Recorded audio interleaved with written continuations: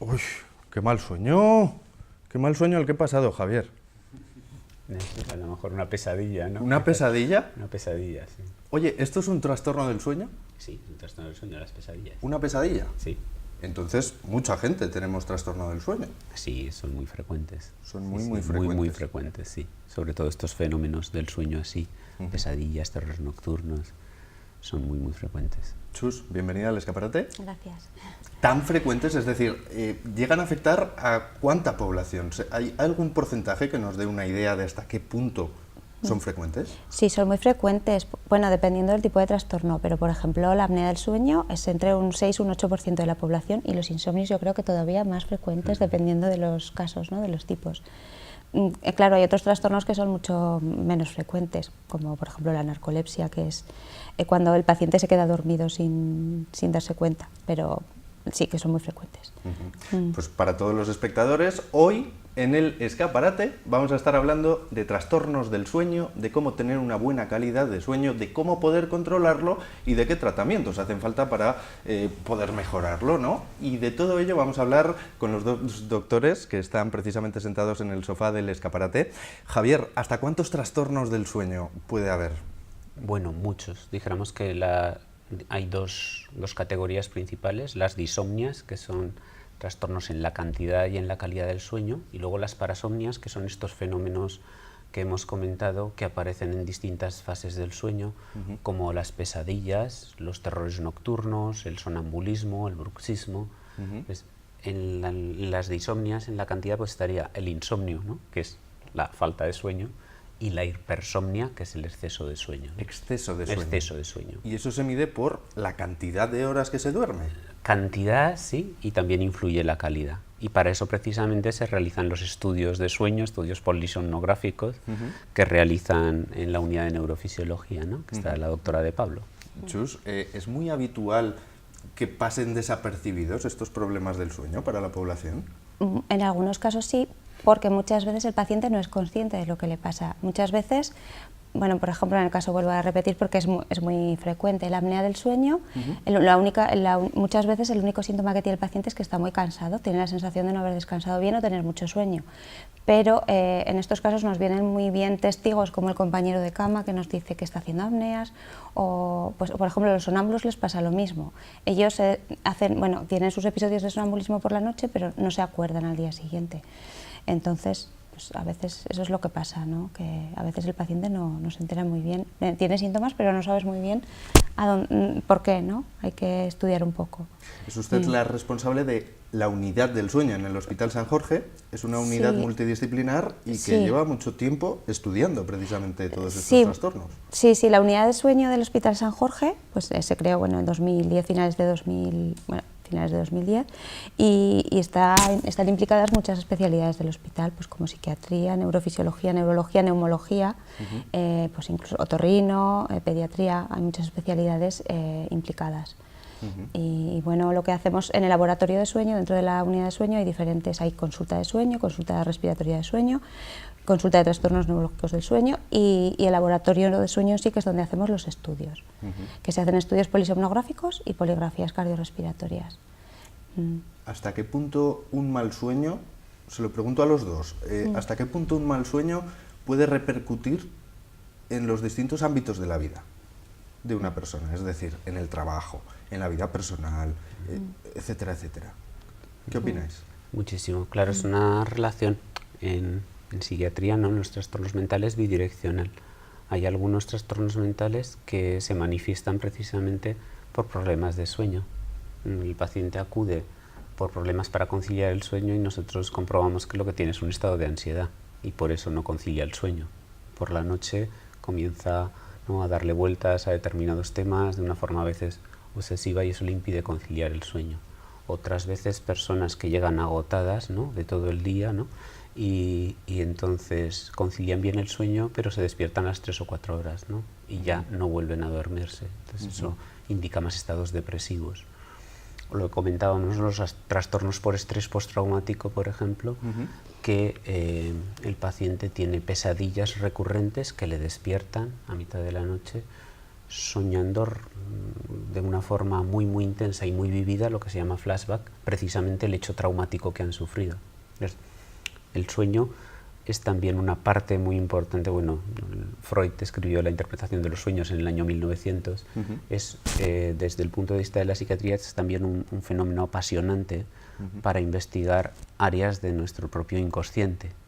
Durante el sueño el cerebro no está sometido a las fuerzas, ¿no?, de lo consciente y de la razón, y muchos trastornos también se manifiestan en los sueños. Y por ejemplo, en el trastorno postestrés postraumático el paciente no es capaz de recordar un abuso, un trauma grave, un accidente de tráfico, una situación que le ha llevado al límite.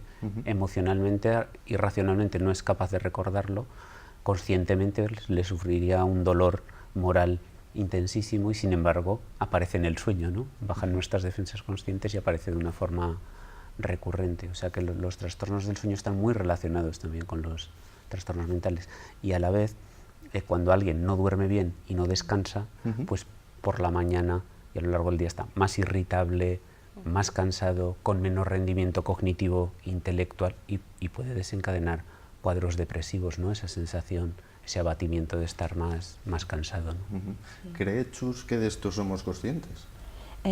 Bueno, sí, cualquier persona en un momento determinado de su vida ha tenido por cualquier causa una noche que no ha dormido bien, y al día siguiente es que te encuentras fatal, pues eso, en el trabajo no rindes, hay una disminución de la concentración, de la atención, bueno, pues eso, que te encuentras muy mal, y esto en una noche, solo con que si vas encadenando noches y noches y noches, esto se va acumulando. Y por ejemplo el insomnio es una cosa que agota muchísimo, se lleva muy mal porque te encuentras fatal. Es que si durmiendo poco se encuentra uno fatal. Hay quienes recurren a la típica valeriana o a cualquier relajante muscular que le haga dormir toda la noche como un lirón, nunca mejor dicho. ¿Es buena opción? Bueno. Bueno, si es una valeriana. Si es una valeriana, sí. A ver, el problema con los tratamientos para los trastornos del sueño es que hay que tener cuidado, porque si es una cosa puntual, primero hay que atacar la causa que la está produciendo, como un estado de ansiedad, por ejemplo. O porque si en muchos de estos tratamientos a veces lo que hacen es que producen dependencia, pueden producir dependencia, y pues eso que hay que dosificarlos muy bien y pautarlos muy bien, ¿no? Bueno. Sí, bueno, España, en cuanto a hipnóticos, como decía, ¿no?, la doctora de Pablo, el consumo de valeriana no es preocupante, ¿no? Pero el consumo de hipnóticos en España es uno de los consumos más importantes de Europa. Sí que es alarmante el consumo de hipnóticos y sedantes por la noche. Y eso habría que ponerle alguna solución, ¿verdad? Sí, tendríamos que estudiarlo un poco eso, sí, porque claro, ¿no? Si estamos por encima de otros países será por algo. Probablemente a lo mejor estamos recurriendo a un tratamiento con hipnóticos cuando podríamos a lo mejor realizar una correcta higiene del sueño, ¿no?, por ejemplo, ¿no? Sí, muy importante. En esto en la unidad también se encargan mucho de dar normas para la higiene del sueño, que yo creo que son fundamentales para evitar el sobreconsumo de fármacos hipnóticos o de fármacos sedantes, que tienen también sus efectos secundarios, por supuesto. Hay quienes apuntan que, claro, no todos los países tienen los mismos horarios que tiene España, que en algunos casos, cuando se sale de trabajar, después de mucha actividad, después de mucha intensidad, después de estar a lo mejor delante de una pantalla que lo queramos o no estimula el cerebro, ¿no?, es difícil conciliar el sueño con tan pocas horas de separación. No sé si esto tiene razón de ser o no. Bueno, lo de las pantallas sí es muy importante, porque a ver, el ciclo sueño-vigilia está regulado por el cerebro, y vamos, el estímulo fundamental es la luz solar. Entonces, si tú le estás dando una luz por la noche, estás confundiendo al cerebro, le estás dando una información contradictoria. Se supone que tú a esa hora tienes que dormirte, y si pones una luz, lo que estás haciendo es aumentar el estado de alerta. Entonces eso sí que es importante. Y luego, por ejemplo, lo que decías de los horarios, por ejemplo, que los programas de la televisión, los horarios de prime time, que sean tan tarde, también eso hace que todo el mundo se vaya a dormir muy tarde, y que al día siguiente todos nos levantemos pues muy cansados. Y bueno, yo creo que son dos cosas diferentes, pero son muy importantes las dos, ¿no? Por lo tanto, Javier, una recomendación antes de irse a dormir: ¿utilizar o no utilizar el móvil para mirar las redes sociales? Sí, pues nada más antes de ir a dormir, desde luego que no, ¿no? Lo recomendable es que antes de dormir realice unas actividades que resulten relajantes. Por ejemplo, la lectura, ¿no? Es una actividad relajante, siempre que sea una lectura más bien superficial, ¿no? Pero bueno, se aconseja que realmente cuando uno va a dormir, ¿no? Esto en la unidad del sueño dan consejos de la higiene del sueño, por ejemplo, tener una pantalla en la habitación y ver la televisión mientras estamos durmiendo o una película no es lo recomendable. No es recomendable. Realizar ejercicio físico justamente antes de acostarnos tampoco es recomendable, ¿no? Darnos una ducha caliente, pues sí, ¿no? Por ejemplo, de realizar una maniobra de relajación, pues sí, pero cualquier fenómeno estimulante antes de acostarnos y claro, ver algo en una pantalla, como decía, ¿no?, la doctora, pues ver algo, una película, algo que es un estímulo realmente potente justo antes de intentar conciliar el sueño no es lo más agradable, no es lo más adecuado porque el cerebro está muy activo. Claro. Entonces, buscamos una relajación cerebral. Eso le impide relajarse y descansar. Y en cuanto a los horarios también que comentaba, que es muy interesante, actualmente se usa, además de los hipnóticos, se usa cada vez más la melatonina, ¿no? Una sustancia natural que se crea al cerebro y que tiene mucho que ver con el ciclo de la luz solar. Es una determinación cíclica, entonces la melatonina empieza a liberarse cuando se va poniendo el sol. Por eso, como comentaba, es tan importante los que a veces tenemos que trabajar de noche, ¿no? Realizando guardias o turnos de noche. Estás, dijéramos, invirtiendo el ciclo de la melatonina, algo de una manera antinatural, y luego cuesta mucho regular esos ciclos, ¿no? Por un lado, la melatonina está aumentando porque se hace de noche, pero tú tienes que estar activo, mientras que dentro de ti se está liberando una sustancia para que tú estés relajado e inactivo, ¿no? Entonces tienes un contraste. Claro, muchas veces la gente que trabaja de noches, ¿no?, lo primero que hace es prepararse un café, ¿verdad? O un estimulante, o así. Entonces, claro, eso a la larga sí que produce también muchas alteraciones del sueño. La gente que trabaja a turnos vemos, ¿no?, que tienen muchísimos problemas, hay mucho abuso de hipnóticos, de sedantes, porque claro, artificialmente están invirtiendo el ciclo del sueño. Son cuestiones súper interesantes. Tenemos que irnos un momentito a publicidad, pero a la vuelta vamos a seguir hablando de calidad del sueño y, en primer lugar, dónde dormir, qué colchón elegir, qué almohada elegir, si dormir o no en un sofá. Todo eso a la vuelta de publicidad. El escaparate. Y después de esta pequeña pausa publicitaria, vamos a ver ahora tipos de colchones donde poder conciliar el sueño. Hablamos con María José Ramírez de la tienda Beds en la capital oscense. María José, bienvenida al escaparate. Gracias.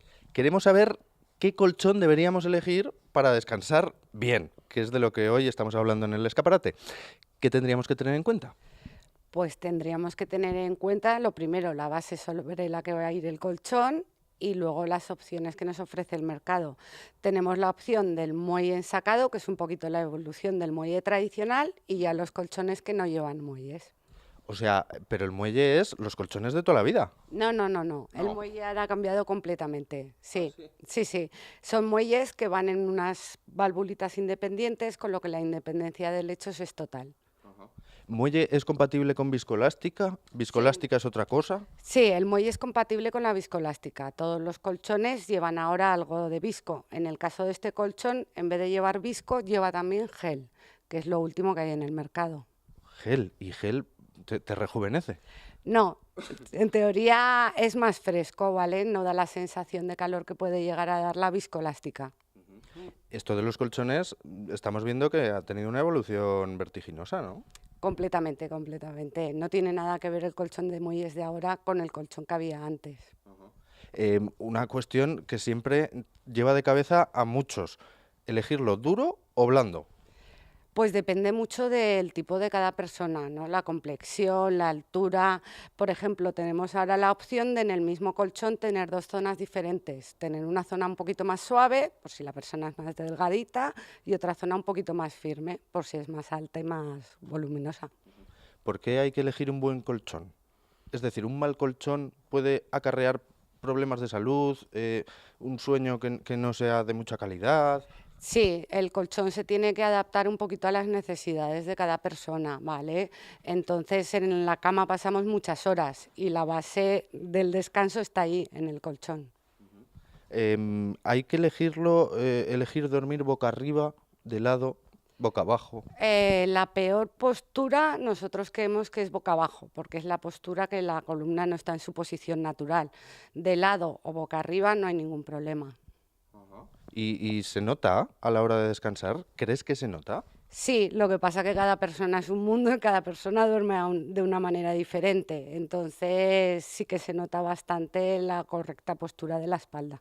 ¿Cuál es el lujo de los colchones? ¿Sigue siendo el colchón de agua, ese que vemos en las películas tan a menudo? El colchón de agua a mí personalmente no me gusta mucho, ¿vale? Tendríamos la opción de este colchón de aquí, que no lleva muelles, con lo que evitamos los puntos de presión sobre la espalda. La visco que lleva es una visco reticular de poro abierto y luego la tela que lleva es una tela que ellos denominan dry cool, que son telas como las que llevan las camisetas de correr, son telas que transpiran, repelen la humedad. O sea, que este es el colchón que respira, está casi vivo. Sí, totalmente. Andanda. O sea, este sería un poco el sumum. Sí, sería el Ferrari de los colchones. El Ferrari de los colchones.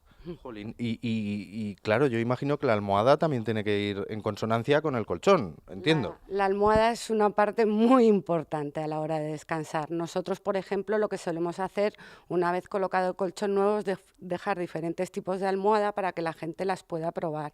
Dependiendo de la firmeza del colchón, también dependerá el tipo de almohada.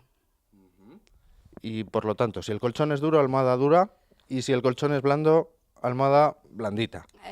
¿O no? Depende mucho de la estatura, la distancia de hombro, la forma de dormir. No es lo mismo dormir boca arriba que de lado. Influyen un montón de factores a la hora de la elección de la almohada. Otra pregunta más. ¿Se duerme igual en un colchón chiquitico que en uno de matrimonio? Bueno, eso depende de la persona. En teoría, la calidad del colchón es la misma, ¿vale? Lo que pasa que, lógicamente, depende de si duermes dos o duermes uno. Si duermes dos, vas a dormir mucho mejor en una cama amplia. ¿Prohibido pasar una noche entera en un sofá durmiendo? Bueno, depende del sueño que tenga cada uno. A ver, los sofás están pensados para sentarse, no para dormir. Y eso hay que tenerlo en cuenta. Correcto.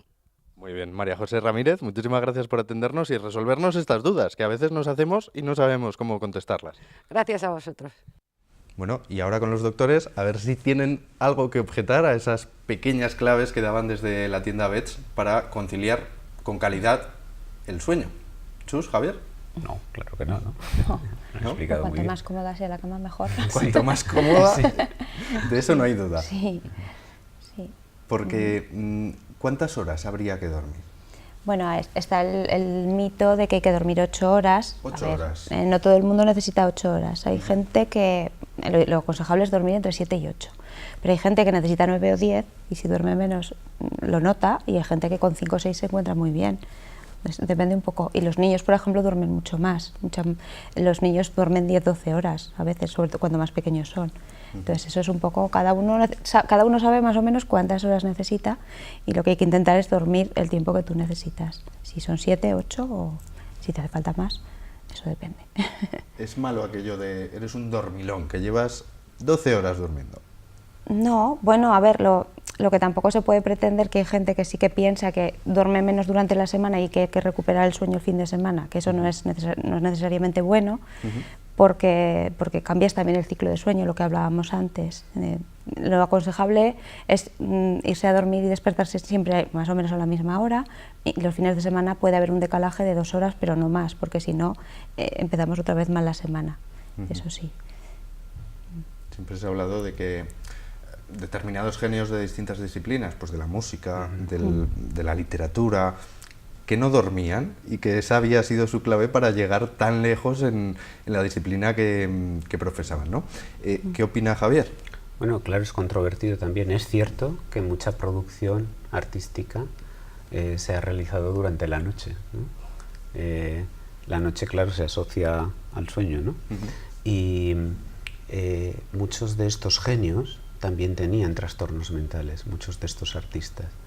Y uno de los trastornos más frecuentes, por ejemplo, en artistas es el trastorno bipolar. Y uno de los síntomas iniciales y fundamentales en las fases maníacas del trastorno bipolar de hiperactividad es precisamente el insomnio. Cuando los pacientes comienzan a dormir poco y a realizar muchas actividades durante la noche, a estar hiperactivos durante la noche, es lo que a nosotros nos alerta. Entonces, mucha de esta producción artística se daba en estas circunstancias, ¿no? Claro. Hiperactividad nocturna, el cerebro, ¿no?, mucho más activo en periodo que debería ser de descanso, y a su vez eso producía luego otra serie de trastornos asociados al trastorno bipolar. Pero que quede claro, no es sano No, no dormir o dormir poquísimo. no, el cerebro necesita un descanso, Sí, igual que sí, los sí. músculos necesitan un descanso. Si un músculo nosotros lo activamos constantemente, lo que producimos es un problema muscular o una rotura muscular, sí, o una contractura. El cerebro ocurre lo mismo. Nosotros podemos hiperestimularlo, tenerlo. Bueno, de hecho, uno de los sistemas de tortura más usados es impedir el sueño. Es un sistema de tortura que se detecta muy poco, no hay que tocar prácticamente, ¿no?, a la persona, ¿no?, al que está sufriendo esa tortura, con música a tope. Es muy conocido, Sí. Actualmente se realiza todavía. Estos métodos son muy difíciles de demostrar. Cuando una persona tú la privas de sueño, es capaz de, ¿no?, de someterse pues a las preguntas o a cualquier tipo, ¿no?, de interrogatorio que sea necesario, ¿no?, cuando el cerebro está agotado, ¿no?, completamente agotado. Menuda pesadilla es esa Sí. tortura, ¿eh? Sí, sí, sí. Sí, sí. Ajá. Chus, ¿soñamos en qué fases del sueño? Porque a veces no somos conscientes de que hay distintas fases y cada fase se relaciona con un nivel de conciencia, ¿sí? Sí, a ver, al principio de la noche el sueño está distribuido a lo largo de la noche en diferentes periodos. Entonces al principio suele haber mucho sueño profundo, que se cree que es una fase de sueño reparadora, de descanso, y luego se van alternando las fases de sueño REM con fase de sueño 2, que es un sueño superficial. Al principio sueño profundo, y se sueña en la fase de sueño REM. Bueno, antes se creía que solo se soñaba en REM, ahora se piensa que se sueña en todas las fases, pero en REM se sueña mucho más. Los sueños se producen más durante la fase de sueño REM, y así como al principio de la noche hay mucho más sueño profundo, al final de la noche predomina el sueño REM, y por eso es bastante frecuente que nos despertemos cuando estemos soñando. Por eso. Porque de pesadilla a terrores nocturnos hay una diferencia, ¿no? Sí, de hecho, algunos trastornos, por ejemplo, las pesadillas se producen en fase de sueño REM y los terrores nocturnos en fase de sueño profundo. Los terrores nocturnos, el sonambulismo y los despertares confusionales. Sin embargo, el trastorno de conducta durante el sueño REM y las pesadillas se asocian a sueño REM. Uno de repente se da cuenta de que se ha levantado por la noche y se ha servido leche, pero no se ha enterado y ha tirado la leche, y la ha tirado por la ventana además, con el vaso y con todo. Entonces, ¿qué debe hacer? ¿Debe preocuparse? ¿Debe alarmarse? ¿Debe decir, bueno, es algo circunstancial, ha sido una noche? ¿Qué opinan que hay que hacer? Bueno, es un trastorno el sonambulismo, ¿no?, sin duda. En niños es mucho más frecuente hasta que termina el desarrollo. En la adolescencia, pues probablemente por el propio desarrollo cerebral. El cerebro está más activo durante la noche, pero pues desde luego cuando se da en adultos es un trastorno que tenemos que intentar tratar. Hay también cierta mitología respecto a si se debe despertar o no a un sonámbulo. Parece ser que no hay ningún problema porque se despierte y hay que hacerlo, ¿no? No tenemos que dejar que alguien camine por ahí, salga de casa o a saber lo que le puede ocurrir. Lo mismo ocurre con las pesadillas. Se le puede despertar a alguien cuando esté soñando y parece ser que eso no conlleva ningún problema especial en contra de lo que se piensa.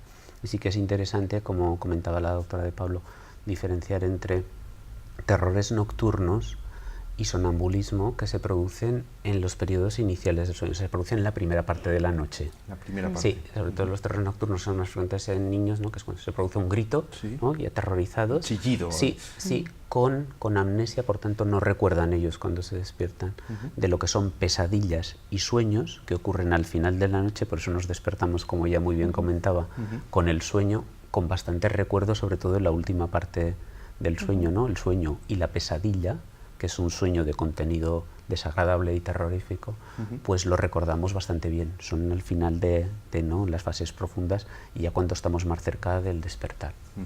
El marido de Paquita últimamente habla mucho por la noche mientras está durmiendo. Y últimamente también hay noches en que ronca. ¿Qué debería hacer Paquita? Bueno, si ronca y hace apneas de sueño, lo que tiene que hacer es fijarse si deja de respirar durante unos segundos durante la noche, porque la apnea del sueño es una patología del sueño muy frecuente y es importante tratarla, diagnosticarla y tratarla cuanto antes, porque puede tener consecuencias como la somnolencia diurna, que para la hora de trabajar o conducir pues puede ser muy peligroso. Y lo otro, lo de hablar, bueno, pues puede ser una somniloquia que se asocia o no a sonambulismo, que en principio no tiene ninguna significación patológica. Bueno, es otro trastorno del sueño. Sí. Y, Es que necesita comunicarse. Hablar con él, sí, sí. y ya está, no, sin más. Muy bien, pues hemos visto tan solo 2 ejemplos, pero hay muchísimos trastornos, muchísimo que profundizar y hasta aquí nos ha dado tiempo en este escaparate de poder hablar de algunos de los casos y ya lo saben, si les ocurre algo de lo que se ha nombrado aquí o alguna otra cosa, lo mejor es que busquen cualquier tipo de solución. Javier Olivera, Chus, muchísimas gracias por venir al escaparate y ayudarnos con todos estos consejos. Gracias a vosotros.